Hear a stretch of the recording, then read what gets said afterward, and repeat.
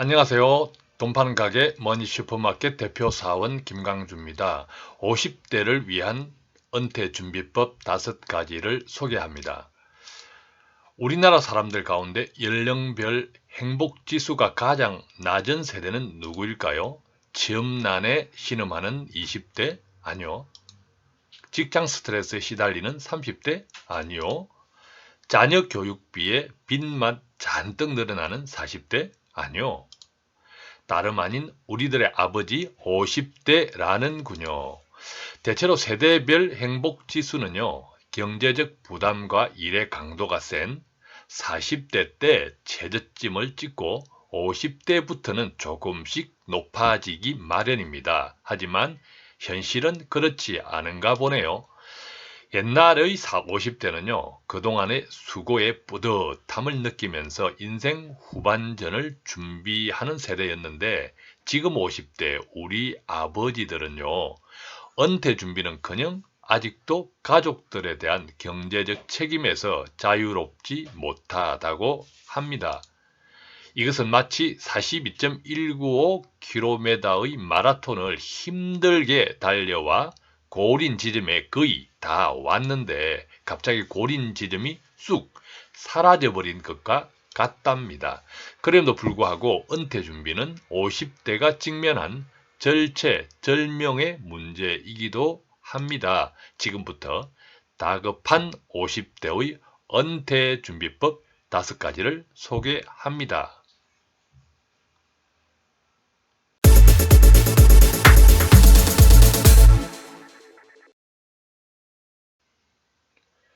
자, 50대를 위한 5가지 은퇴 준비법은요, 제가 주간 동아에 매주 기고 써왔던 월급쟁이 재테크의 칼럼 내용이기도 합니다. 같이 한번 살펴보겠습니다. 첫 번째는요, 월 적립식 연금보험은 피하자. 왜 월 적립식 연금보험을 피해야 할까요? 이 월적립식 저축성 보험은요, 최소 10년 이상 납부, 10년 이상, 5년 이상 거치 기간이라는 조건이 대체로 붙어 있기 때문에 납부 여력이 없는 경우 자칫 중도 해지할 가능성이 높기 때문입니다. 반대로 지금부터 은퇴까지가 10년 이상 남았다면 적극적으로 또 가입을 고려할 수 있습니다. 그렇지만 조금 전에 이야기한 것처럼 은퇴 기간이 10년 이상, 예를 들면 퇴직 이런 등등 10년 이상 남아있지 않은 분들 같은 경우에는 최소 10년 이상 납부, 5년 이상 거치를 해야만 나름대로 돌려받는 돈이 좀 눈에 보이기 때문에 그렇지 않은 경우, 예를 들면 납부 기간이 10년 이상을 채울 수 없는 분들 같은 경우에는 불입하는 금액 자체가 또 그 누적액이 적기 때문에 나중에 리턴되는 금액 또한 그닥 만족스럽지 못하기 때문이고 도중에 해약이 되는 또 그런 위험도 있기 때문입니다. 물론 이게 연금 상품, 월적립식 연금 상품 가운데는 납부 기간이 3년, 5년 이런 상품도 있습니다. 그렇지만 선택의 폭이 좁고요. 사업비까지 감안하면 제대로 된 실익을 기대하기 힘들기 때문입니다. 두 번째는요, 국민연금을 알뜰하게 활용하는 것도 방법입니다. 사실 국민연금은 돈 파는 가게에서 또 방송으로 한번 다루었기도 했지만 세대별로 많이 다릅니다. 혜택이.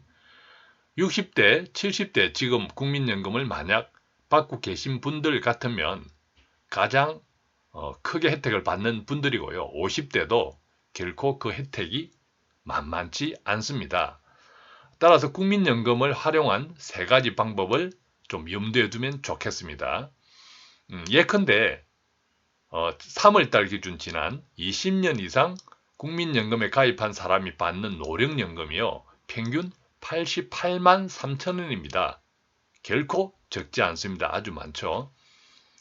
특히 직장인이라면 50%를 회사가 대신 내주잖아요. 그죠? 그렇기 때문에 가입과 동시에 그만큼의 수익률을 확정받는 셈이기도 했습니다. 국민연금이 또 기가 막히게 좋은 또 다른 이유는 물가 인상률을 반영해서 국민연금을 받기 시작할 때 그 이후부터 계속 국민연금이 물가 인상률만큼 높아지는 것도 정말 큰 장점입니다. 어쨌든 이런 국민연금을 50대가 활용하는 방법 3가지를 한번 살펴보면요. 첫 번째는 추납입니다. 추납은 추가 납입인데요. 즉 본인의 자기 자신의 국민연금 가입 경력 가운데 실직 등으로 납부를 유예받았던 기간, 보통 이제 실직을 하면 국민연금을 우리가 스스로 잘 내지 않죠. 그 기간 동안의 보험료를 뒤늦게 납부하는 방법입니다. 물론 당연히 과거에 납부 유예를 받았던 적이 있어야 가능하겠죠. 이 추납보험료는 그 전액을 산정된 전액을 일시에 납부해야 하지만 금액이 많은 경우에는 정기예금 이자를 가산해서 분할 납부할 수 있다는 점도 기억하면 좋겠습니다. 자, 국민연금 제도 활용 두 번째 방법은 반납제도입니다. 반납제도는요. 반납제도는 아마 50대 이후 국민들에게 해당될 겁니다. 왜냐하면 1999년 이전에 국민연금에 가입한 경우에는요. 요즘은 국민연금 가입했다가 다시 되돌을 받는 경우는 없죠. 그런데 1999년 이전 국민연금에 가입했다면 가입자 자격 상실, 즉 실직을 했다든지 하면 1년이 실직 후 가입자 자격 상실 후 1년이 경과하면 반환 일시금 제도가 있어서 그 반환 일시금을 청구할 수 있었습니다. 요즘은 뭐 실직을 하더라도 전혀 돌려받을 수 없죠. 1999년 이전 가입자에 한해서 있었던 제도입니다. 따라서 지금의 50대 가운데 이 경우에 해당하는 사람이 꽤 많을 수 있다는 거죠. 특히 이 반납제도를 활용하면 본인의 평균 소득 월액 대비 수령 연금액의 비율을 뜻하는 소득 대체 비율, 그것도 높아집니다. 때문에 이 소득 대체율이 높은, 점점 우리가 이제 국민연금 수급이 조금 불균형화되면서, 즉 받는 사람이 많아지고 내는 돈이 줄어들기 시작하면서 소득 대체 비율이 점점 낮아지고 있죠. 그런데 과거에 받았던 반환 일시금을 돌려주면 그 과거 동안에 국민연금 가입 기간이 회복되면서 그 당시 기준의 소득 대체 비율로 적용할 수 있습니다. 그러니까 그만큼 연금 수령액을 늘릴 수 있다는 장점도 있습니다. 세 번째는 우리가 잘 아는 또 임의가입제도. 임의가입제도는 이제 많은 분들이 알고 있죠. 만약에 배우자가 국민연금에 가입하고 있지 않다면 그 배우자가 또 직업이 없더라도 가정주부라 하더라도 임의로 국민연금에 가입할 수 있는 제도입니다. 현재는 지역가입자 소득 가운데 중위권 소득인 월 99만 원에 해당하는 월 89,100만 원을 납부해서 국민연금에 가입을 할 수 있는데요. 그렇게 10년 이상을 채우면 현재 가치 기준으로 매월 한 18만 원 정도, 거의 2배 이상을 받는다는 거죠. 그것을 국민연금으로 받을 수 있습니다. 이런 내용이 알려지면서 임의가입 건수는 해마다 큰 폭으로 증가하고 있는데요. 이러한 국민연금 임의가입 보험료 역시도 형편에 따라서 월 최고 37만 8,800원까지 높일 수 있습니다. 물론 이 임의가입 제도는 만약 지금 이 방송을 들으시는 50대 본인이 만약 국민연금에 가입되어 있지 않은 상태라면, 한 번도 가입하지 않았다면 마찬가지로 임의가입 제도를 통해서 가입할 수 있습니다. 자, 세 번째는 주택연금을 고려하자라는 거죠. 물론 주택연금은 지금 50대니까 아직 받을 시기는 아니 되었지만 주택연금을 60세 이후에 받는다는 가정하에서 주택 주거 계획을 세우는 것이 좋겠습니다. 최근 베이비붐 세대 은퇴가 본격화되면서 주택시장에도 다운사이징 바람이 불고 있는데요. 만약 대형 평형을 소유하고 있다면 빠른 시일 내에 집 규모를 줄일 것을 권합니다. 물론 이 주택연금은 평형과 관계없이 시가 9억을 초과하지 않으면 가입할 수 있지만 규모를 줄이면요, 다운사이징을 하면 별도의 여유자금도 확보할 수 있기 때문에 좋다는 거죠. 꼭 뭐 9억짜리 꼭 주택연금밖에 없다면 9억을 다 주택연금, 이걸 영모기지라고 하는데 주택연금을 활용해서 연금을 받을 수도 있지만 조금 여유가 있다면 다운사이징, 집을 줄여서 집을 파는 거죠. 지금 넓은 집을 팔고 좁은 집으로 이사 가서 그 차익으로 목돈을 활용하시고 또 이사 간 집을 주택연금을 활용할 수도 있다는 거죠. 하나 더 참고하실 것은요. 상가주택 있죠. 상가주택을 주택연금으로도 가입할 수 있습니다. 이때는 이 상가주택이니까 상업시설도 있고 상업시설도 있고 또 주거 공간도 있는 이런 것을 우리가 상가주택이라 하죠. 그런데 이 상가주택의 총 면적의 절반 이상이 주택이어야 한다는 점은 꼭 참고하시기 바랍니다. 어쨌든 그렇게 하면요, 상가주택을 주택연금을 가입할 수 있다면 상가를 통한 임대 수입과 주택연금을 동시에 확보할 수 있다는 장점도 있습니다. 요즘 이제 조금 조심하셔야 될 것은 다세대주택입니다.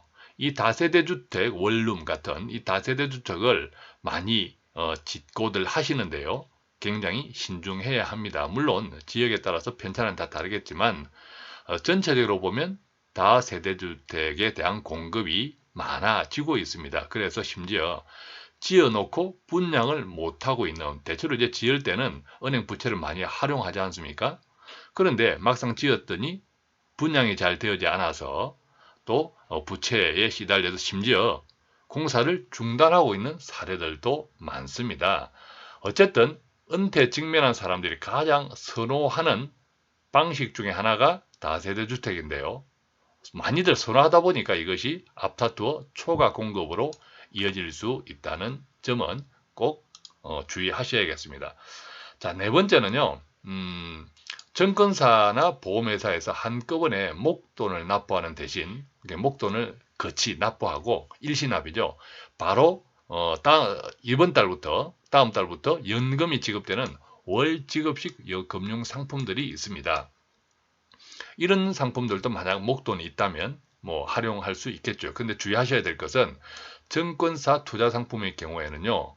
원금을 활용해서 얻은 수익을 이자처럼 지급하는 방식인지 아니면 원금도 함께 분할해서 지급하는 방식인지를 잘 살펴봐야 합니다.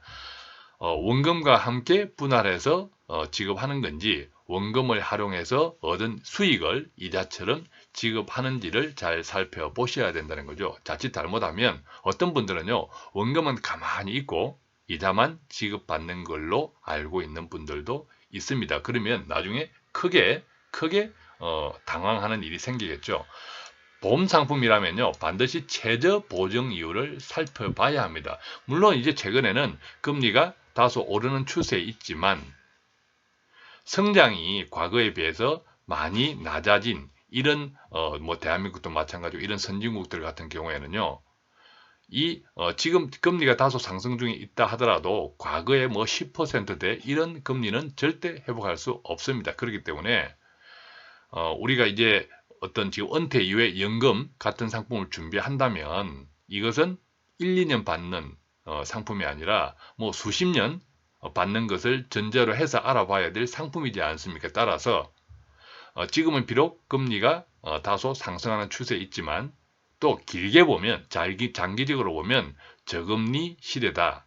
이것을 반드시 생각하시고 그때 금리가 설령 다시 낮아진다 하더라도 최저로 보정하는 이율이 얼마인지, 물론 최저 보정 이율이 높을수록 유리하겠죠. 그 부분도 꼭 체크하시면 좋겠습니다. 자, 마지막 다섯 번째는요, 은퇴입니다. 이 은퇴에 대한 새로운 개념에 동의하고 적극적으로 준비하는 건데요. 이제 다 아시지 않습니까? 100세 시대, 고령화 시대의 은퇴는요, 쉬는 것이 아니라 바로 새로운 일을 시작하는 것이라고 합니다. 그저 쉬면서 인생을 정리하기에는 은퇴 후 40년이 너무 길다는 거죠. 그러다 보면 자칫 무기력증이나 우울증에 빠질 수 있습니다. 따라서 은퇴 이후에 어떻게 새로운 일을, 꼭 이 새로운 일이라는 것이 돈을 버는 일이 아니어도 뭔가 어떤 삶에 활력을 줄 수 있는 새로운 일을 적극적으로 찾아봐야 한다는 거죠. 은퇴 후 삶에 뚜렷한 목표가 없다면 젊은 사람들과 어울릴 수 있는 직장 바깥의 모임에도 적극 참여해서 새로운 일의 방향성을 찾아볼 것을 또한 권해드립니다.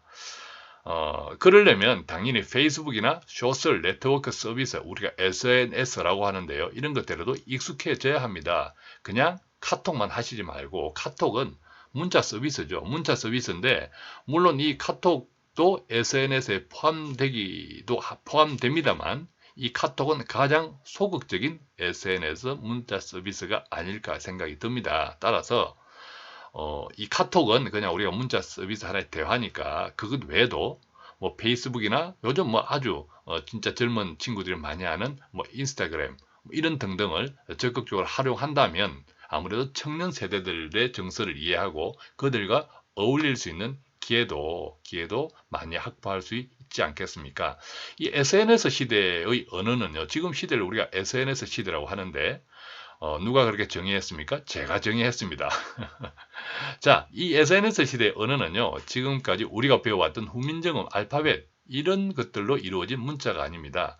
바로 SNS 서비스를 직접 이용하는 사이에 자신도 모르게 이해하고 적응하는 정서, 그것이 바로 SNS 시대의 언어이기도 합니다. 따라서 우리가 이 SNS 시대에 이 시대를 지배하는 언어도 모르면서 은퇴 후 40년을 준비할 수 있다는 것은 정말 터무니없는 상상이겠죠. 자칫 자신도 원치 않는 꼰대로 전락할 수 있으니 말입니다.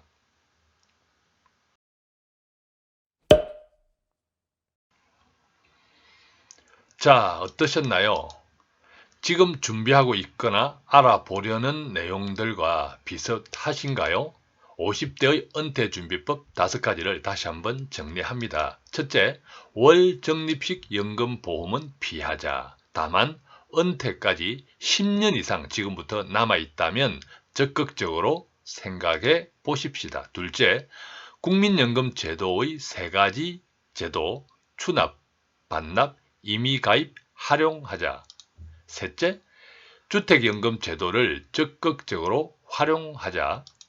넷째, 목돈을 활용한 월지급식 연금 상품을 알아보자. 마지막 5째, SNS 문화에 익숙해지기나 청년들과 어울리기 등 은퇴에 대한 새로운 개념에 동의하고 적극적으로 준비하자. 고맙습니다. 돈 파는 가게 머니 슈퍼마켓은 50대 아버지들의 은퇴 준비를 힘차게 응원합니다.